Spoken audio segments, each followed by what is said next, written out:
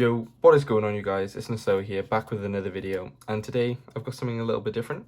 I haven't really seen anyone else do something like this, so hopefully you guys enjoy it, and let me know in the comments if you want to see more videos like this, and give it a like, just to let me know that this is something you'd like to see. So basically, in this video, this is my Orcus deck profile that I showed on this channel, and I'm not 100% happy with the build.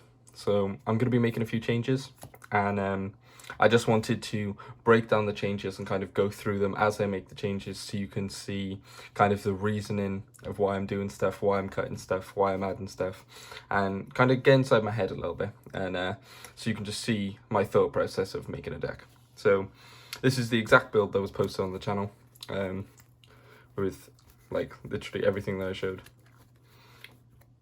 The only difference is the Zeraboros for the Nightmare Phoenix, which I mentioned in the combo video that I changed out. That's the only difference from the deck profile that I posted on the channel. So first of all, the first weak point that I wanted to talk about in the deck is that I felt like I was losing a lot of card advantage. There's too many cards in this deck that instantly just take cards out of my hand and don't really advance my game state that much. I understand that like most of the Orcus effects all activate in Grave, apart from Gisu, obviously. So your graveyard is essentially like your second hand in the deck, because you can like use most of your effects from there. I do understand that. However, I still wanted a little bit more card advantage, more ways to just have like a bigger hand and more plays to do the turn after, rather than just blow my entire hand on the one turn of play. If they counter it, then I'm kind of screwed. So yeah, I just want to eliminate some of those cards. So to start off, I think we're going to be taking out the Forbidden Lands.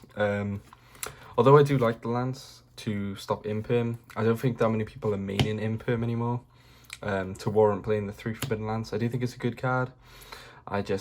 I think it's a bit too reliant on what your opponent's doing.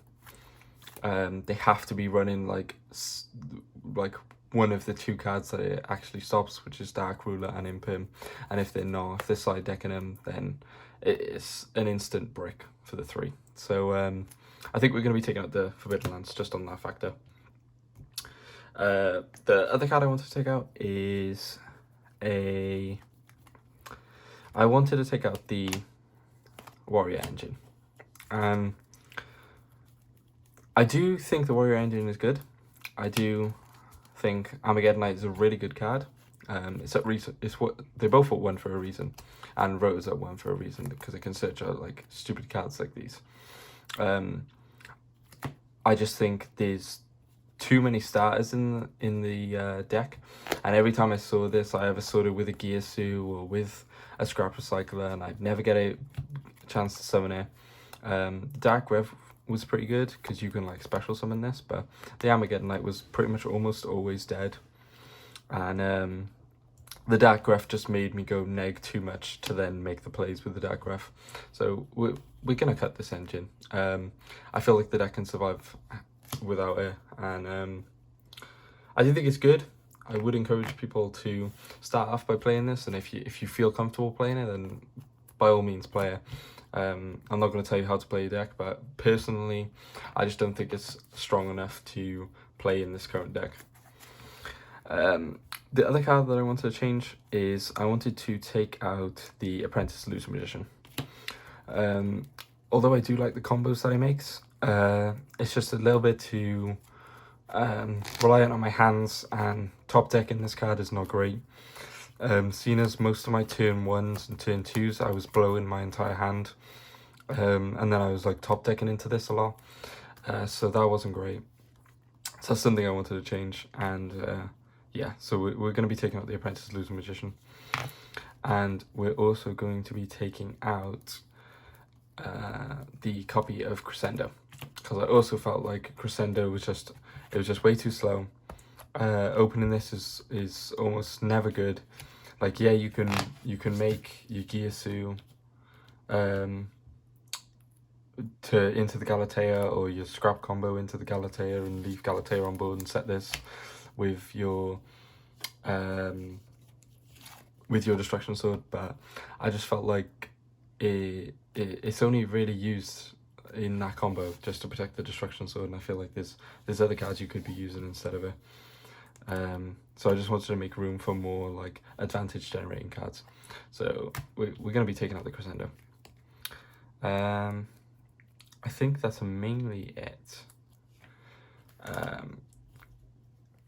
There's also maybe another change I'll be making, which would be taking out the 3 infinite impermanence for 3 Nibiru, which I can see myself doing. So I will actually make that change. The only reason I'm doing this is because I feel like Impim is good and negates 1 card, but that's also the problem. It only stops 1 card, and I feel like Nibiru, it generates me a lot more advantage than an Impim does.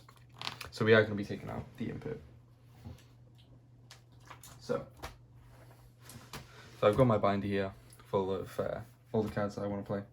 So we are going to be trying to chuck in 3 Nibiru. We're going to be trying to fit in 3 Pot of Desires, 3 Phantasme, and I am actually going to be trying to play a copy, 3 copies of the Purple Nightfall and 2 copies of the Blue Sky. The only reason I want to play these cards are because they gave to Gyasu, and they can be used in turn 2. I just wanted the deck to have a little bit more power in going second with these 2 hand traps, but if we have to go first, we still have the Destruction Sword, so we can still make the Destruction Sword lock and just sit on that for turn 1. So it's not instantly dead turn 1 as well. So we can go first or second in this build. That's kind of what I'm trying to build. So so we'll take out the 3 Imperms, and we will put in the 3 Nibirus, because I feel like that's the instant change that I went with. That's the instant change that I wanted to make. So we're going to go straight into that.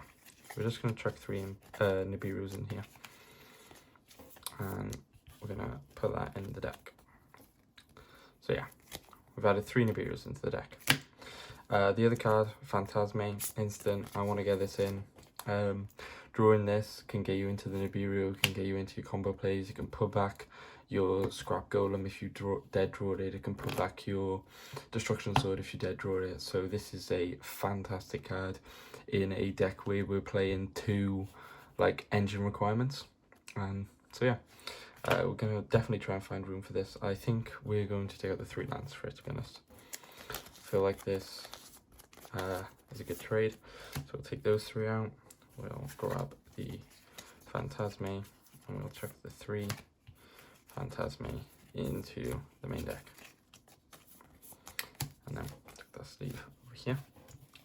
So we'll add this straight away into the deck.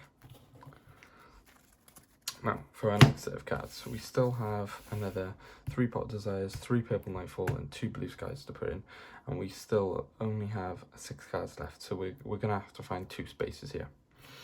The only things I can really think of off the top of my head is maybe dropping Bombard to 1, and then also maybe dropping the, since we're playing 5 extenders, I can see us maybe dropping a Reasoning.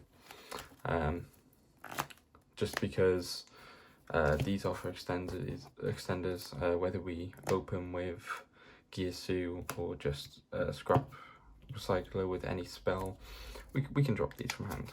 I do have 3 copies in here. We're only going to be playing the 2 purple, the 2 blue, and the 3 purple. Just because blue only gets us the search if our opponent controls a card, and we want this to be used turn 1 as well. So if we open with this, this can instant get us to Gyasu. So yeah, that's the reason we're playing 3 purple over 3 blue. And then we're also going to be trying to play 3 Pot Desires. So yeah, so we'll take out these cards. We'll put these off to the side, and we'll start sleeving up our deck.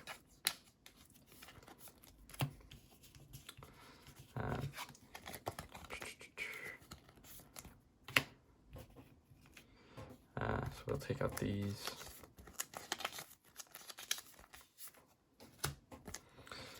Go instantly into, sorry, it's kind of hard to pick up. Instantly into these. We'll put these in the main deck then. I will put it just after our Orcust engine, just before the scrap engine.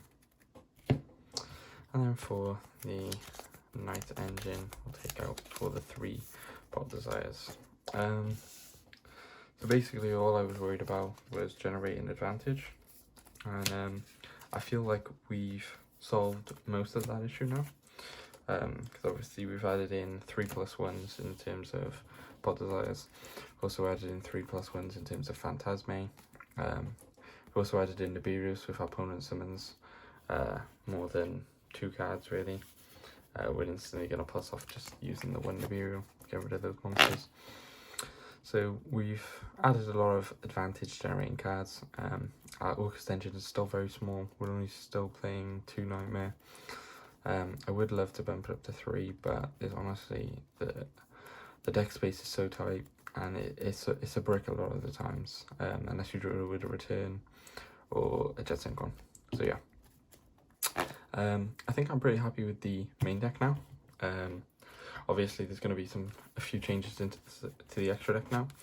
So seeing as we are not playing the Knight engine anymore, there's no real point in playing an Abyss Dweller, because the only way to summon level 4s would be the Gearsu, and the only way to get 2 Gearsu out would be to use Bombard's effect, and Bombard effect stops us from summoning a dark. So we are assuming we're leaving a Gearsu on board at the end of our opponent's turn, and it comes to our turn and normal summon another Gearsu.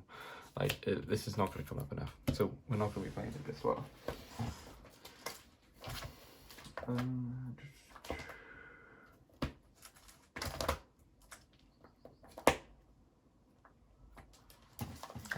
What we are going to be swapping it out for is a Relinquished Anima.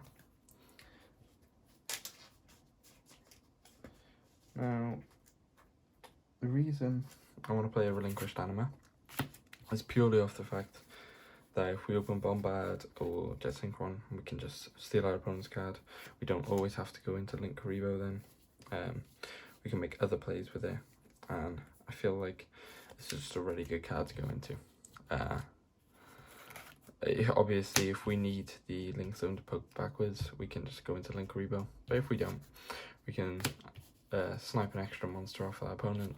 Maybe if they make a ball load Savage Dragon, we can normal summon Jet, make this, force the negate out of the Boral Sword if they put it in the right column, and then it means we can freely make our plays without having to worry about the ball load.